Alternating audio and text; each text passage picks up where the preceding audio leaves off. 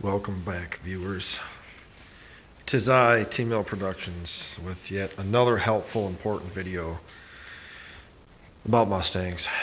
Yes.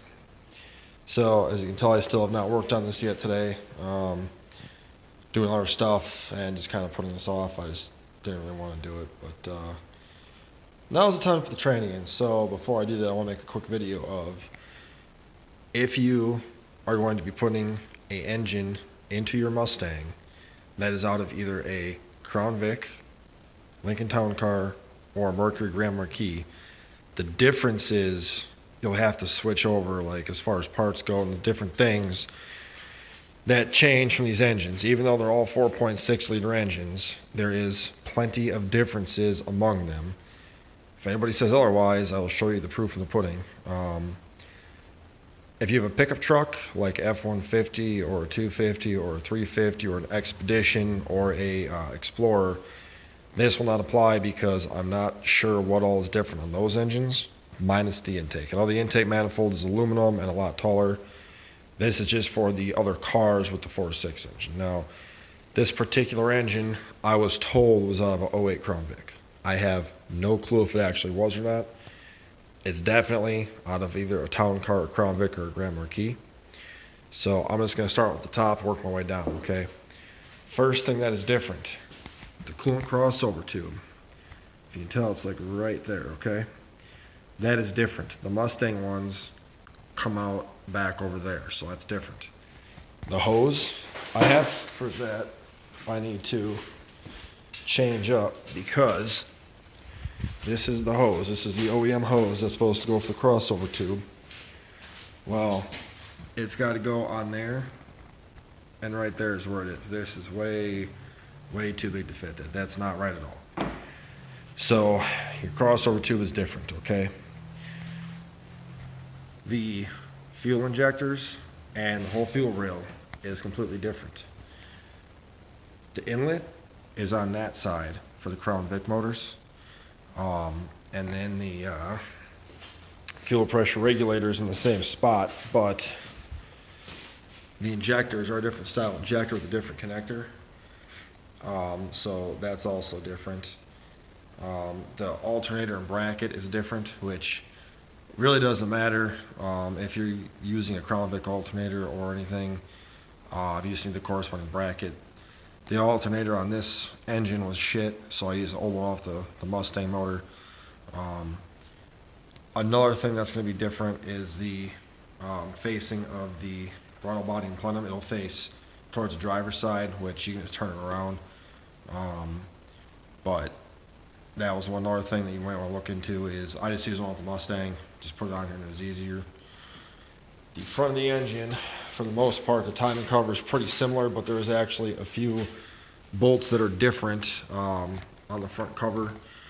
It's not a big deal. Like the water pump pulley is different, which again is meaning it doesn't matter. I just used the belt off the Crown Vic was a little bit longer than the one on the Mustang, so I did that.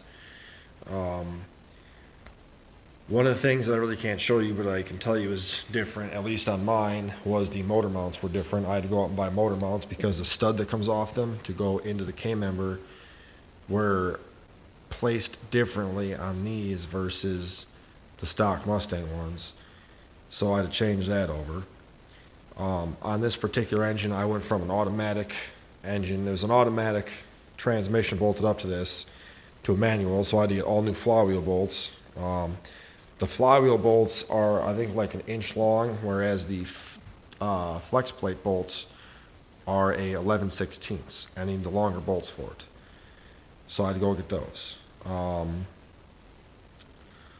top of that, what the hell else did I switch over? Oh, the exhaust manifolds are different too. Obviously I put headers on this, but if you're not doing headers, the stock exhaust manifold on the passenger side has the flange on it versus, okay, so on the Crown Vic motors, like the non-Mustangs have just the round like coupler, like ball and socket coupler, whereas the Mustang has an actual flange with that gasket that goes over it. I can show a video of that later on the other car.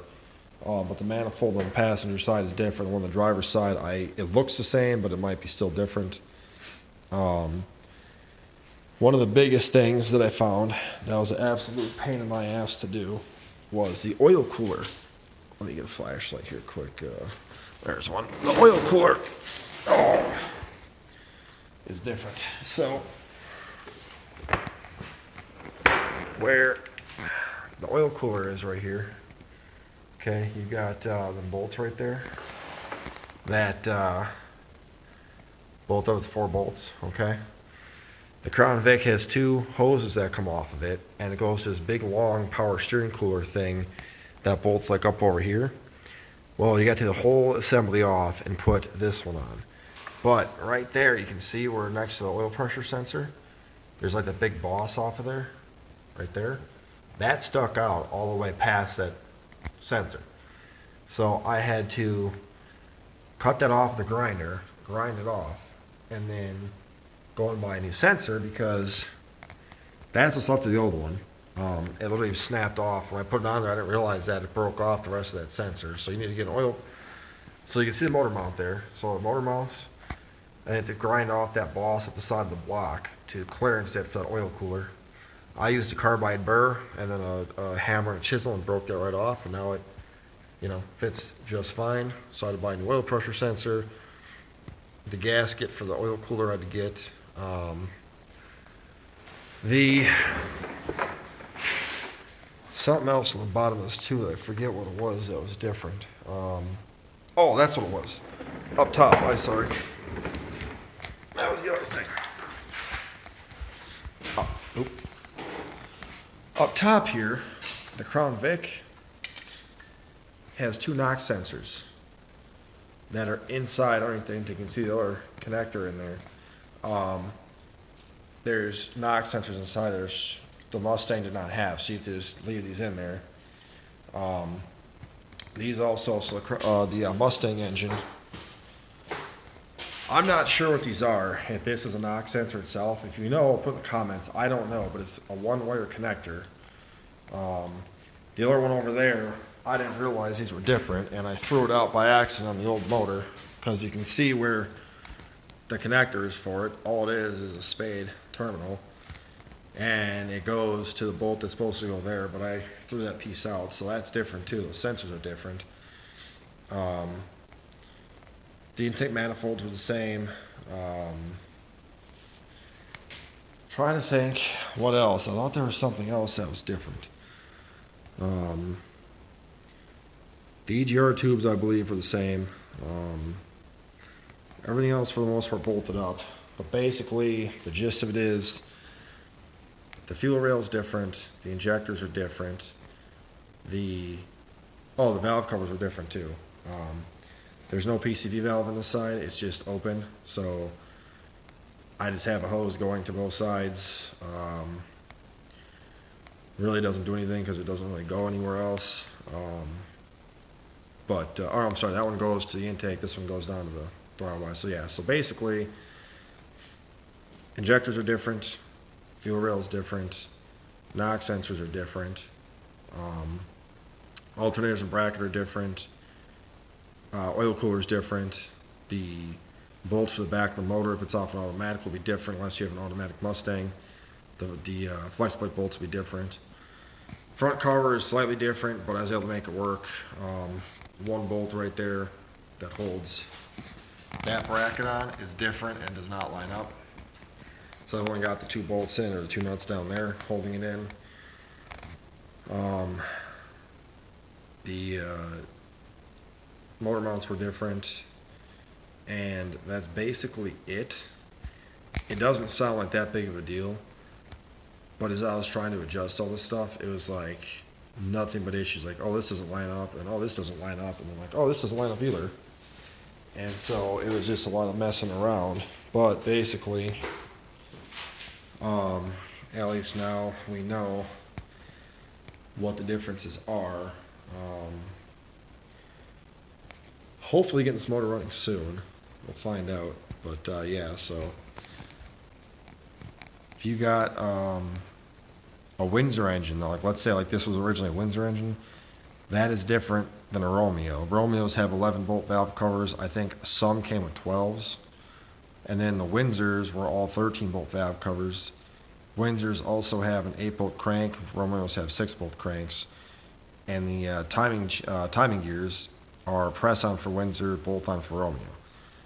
There's also a giant W and a giant R in the Valley stamped, and on the back there's like 3 spots that showed a big W on a Windsor engine.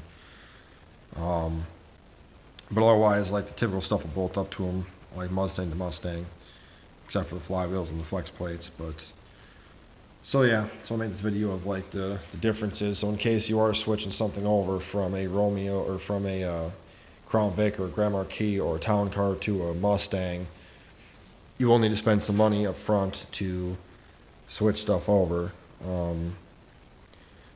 Wasn't that big of a deal, but like I say, had I known this ahead of time, I would have approached this a different way. I was slowly finding out, oh, I need this, and oh, I need that, and oh, I need this, and oh, I need that. But hopefully that's the end of the road for that type of stuff. But yeah, so if you have any questions, comments, concerns, let me know. Like, share, subscribe. I'll be making a video doing a fuel pump in the O2 out there. I'm trying this transmission in right now because, well, I want this fucking car up and running. That's the last step, is the transmission, and then she's basically done.